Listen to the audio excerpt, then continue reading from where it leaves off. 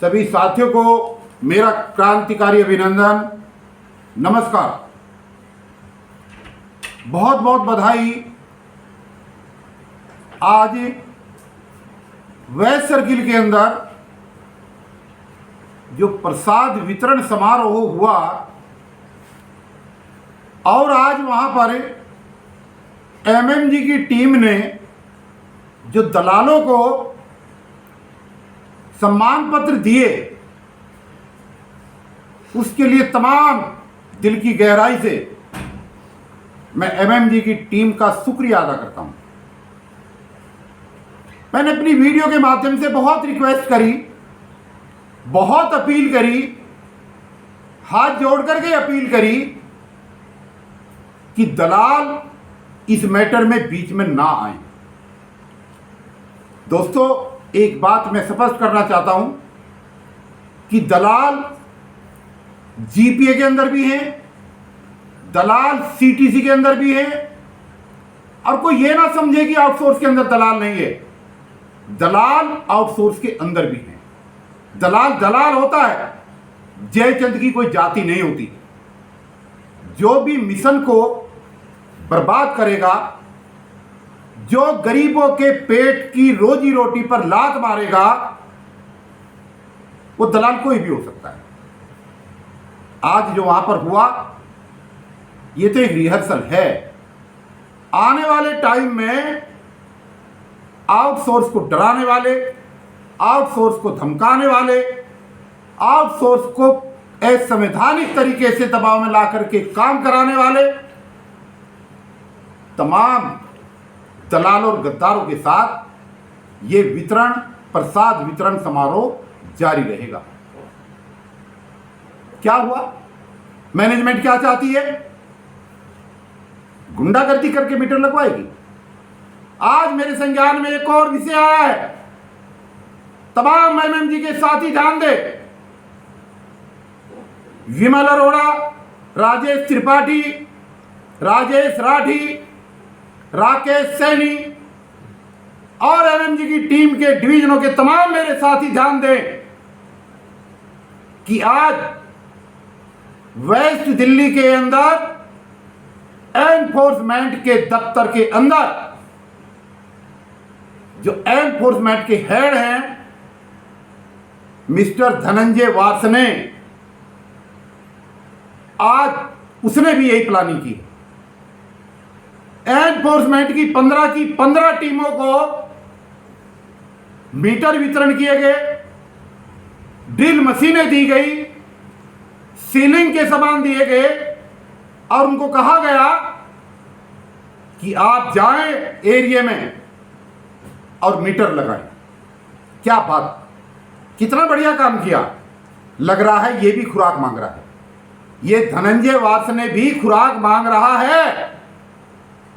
क्या गुंडागर्दी करके मीटर लगवा लोगे? और मैं तमाम आउटसोर्स के साथियों से जो एनफोर्समेंट वेस्ट के अंदर काम कर रहे हैं, इनके चक्रों में ना आए। अगर लपेटे में आ गए तो जैसे गेहूं के साथ घुन भी पिस जाता है, कि ये ना हो कि सीटीसी के दलालों के चक्कर में और जीपीए के नालायकों के चक्कर में आपका भी नंबर आ जाए। मैं आगाह कर रहा हूं बड़ी चेतावनी के साथ। क्या मीटर लगा लेगी एनफोर्समेंट? कितने मीटर लगा लोगे भाई? अरे मीटरों की संख्या आज पेंडेंसी के अंदर 60,000 क्रॉस कर चुकी है और ये दिन प्रतिदिन बढ़ेगी, ये घटेगी नहीं। समझौता तो अगर एमएमजी का होगा, टेबल पर बैठ करके होगा और उन टर्म्स एंड कंडीशन पर होगा जो फार्मूला हमने बताया है। इसलिए मैं एक बार फिर मैनेजमेंट से ये अपील करना चाहता हूं। वैसे तो धन्यवाद दिया जाना चाहिए दिनेश जोशी को कि आज का जो प्रसाद वितरण समारोह हुआ है, इसका जनक तो वही है। ये बीज तो उसी के बोए हुए हैं, ये कारनामे तो उसी के किए हुए हैं। भाई 2-4 के साथ और ऐसा ही कर दे और ये माहौल यहाँ का गद्दारों का ठीक हो जाएगा। तेरी बहुत बहुत मेहरबानी दिनेश जोशी, लाख लाख शुक्रिया तेरा कि तूने एक दलाल को उसकी औकात आज पता लगवा दी। आज एक केस और संज्ञान में आया है। हम हाई कोर्ट के आदेश का पालन करते हुए हम हैसमा का पालन करते हुए, हम कानून का पालन करते हुए, हम संविधान का पालन करते हुए अपने आउटसोर्स के भाइयों को, अपने कर्मचारियों को ये प्रशिक्षण देने का काम कर रहे हैं कि आप पहले अपनी ड्यूटी करें और ड्यूटी करने के बाद आप 5 बजे के बाद आप ये जानें कि हैसमा है क्या, हैसमा को लागू कैसे किया जाएगा। कहीं ऐसा तो नहीं कि कानून आप तोड़ दें, हमें कानून नहीं तोड़ना है। लेकिन बड़ा दुर्भाग्य का विषय है, बहुत ही दुर्भाग्य का विषय है कि कल हमारी एक मीटिंग हुई मुंडका डिवीजन के अंदर। हमने लोगों को बताया कि आपको हैसमा में कैसे काम करना है, आपको कानून के दायरे में रहकर हैसमा का उल्लंघन नहीं करना है। हमने उनको संविधान के बारे में बताया, हमने उनको उनके नागरिक अधिकारों के बारे में बताया। अब मैं जानना चाहता हूं मैनेजमेंट से कि हमने क्या गलती करी। हैसमा का पाठ पढ़ाना क्या जुर्म है? क्या अधिकारों के बारे में बताना जुर्म है? क्या संविधान को बताना जुर्म है?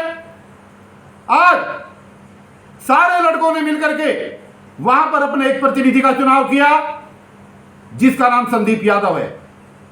और आज मुझे जानकारी मिली कि inventive software solution private limited के कोऑर्डिनेटर ने, जिसका नाम विजय शंकर है, आज उसने हमारे साथी को बुलाया, उस साथी को उसने धमकाया।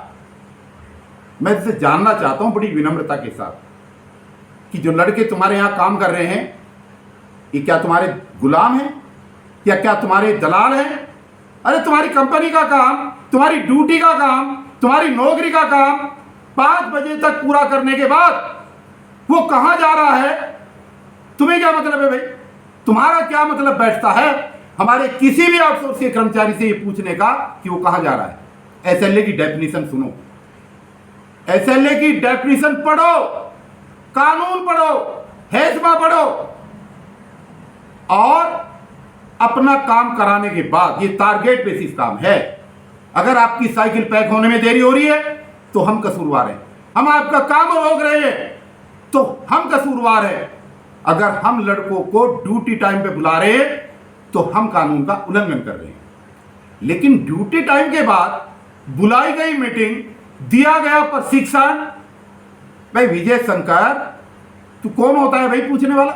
तेरी औकात कैसे हुई, तेरी हिम्मत कैसे हुई उस लड़के को बुला करके डांटने की, फटकारने की तेरी हिम्मत कैसे हुई? मैं चेतावनी दे रहा हूं, बड़ी होश आवाज के साथ चेतावनी दे रहा हूं कि ये कंपनी औकात में रहे, ये कंपनी अपने काम से काम रखे।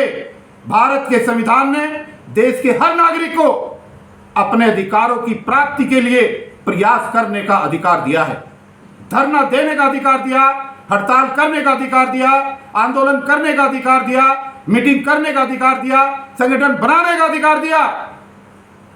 अबे उल्लू के पट्टे पे तू किस खेत की मूली है मादर चौथ कुत्ते कि तेरी हिम्मत हुई कि तूने संदीप यादव को बुला करके धमकाने का काम किया।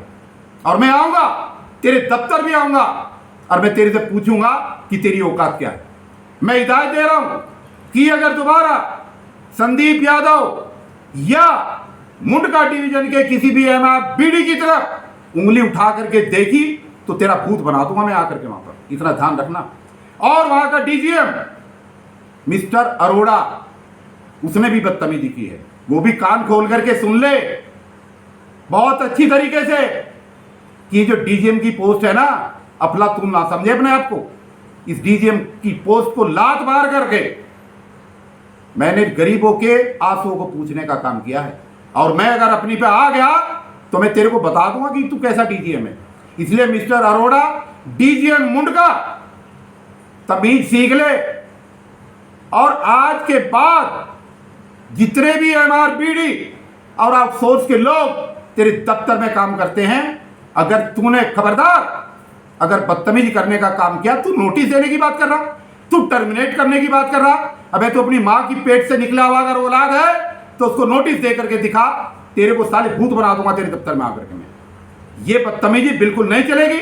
एक पर हमला सब पर हमला, ये हमारी टैगलाइन है। पूरे डिवीजन की ऐसी की तैसी कर दूंगा, इतना ध्यान रखना। इसलिए मैं तमाम डिवीजन के डीजीएम से ये कहना चाहता हूं, मैं सम्मान करता हूं सीटीसी के साथियों का, मैं सम्मान करता हूं जीपे के साथियों का, लेकिन आउटसोर्स की जंग में ये हमारी आर पार की लड़ाई है, ये हमारी रोजी रोटी की लड़ाई है। अगर इसमें आने की कोशिश की तो मैं बख्शूंगा नहीं किसी को भी, चाहे कितना ही बड़ा हो और चाहे मुझे जेल जाना पड़ जाए, लेकिन उसको उसकी औकात दिखा दूंगा। जो कानून मेरी रोजी रोटी के बीच में आएगा, जो कानून मेरे मान सम्मान के बीच में आएगा और जो कानून आउटसोर्सर मेरे गिरेबान तक हाथ पहुंचाने का काम करेगा, उस कानून को एक बार नहीं 10 बार नहीं, मैं 100 बार तोड़ूंगा, 1000 बार तोड़ूंगा और बार बार तोड़ूंगा, मुझे कोई नहीं रोक पाएगा। इसलिए तमीज सीख ले। और मैं धनंजय वासने से भी कहना चाहता हूं और मिस्टर अरोड़ा से भी मैं कहना चाहता हूं, और ये जो पिद्दी का शोरवा है विजय शंकर, तेरी तो औकात ही कुछ नहीं है। तू भी कान खोल करके सुन ले कि मुंडका डिवीजन को तंग करने की कोशिश मत करना, नहीं तो 5 के 5 डिवीजनों से तेरी विदाई करा दूंगा, पूरी तरीके से विदाई करा दूंगा, तेरी ब्लैक लिस्ट करा दूंगा तेरी कंपनी को। इसलिए दोस्तों, किसी भी आउटसोर्स साथी को किसी भी डिवीजन के अंदर अगर कोई भी डीजीएम परेशान करता है, उसकी एजेंसी परेशान करती है, आप मुझे तुरंत टेलीफोन करें और मुझे बताएं, मैं इसका परमानेंट समाधान करूंगा।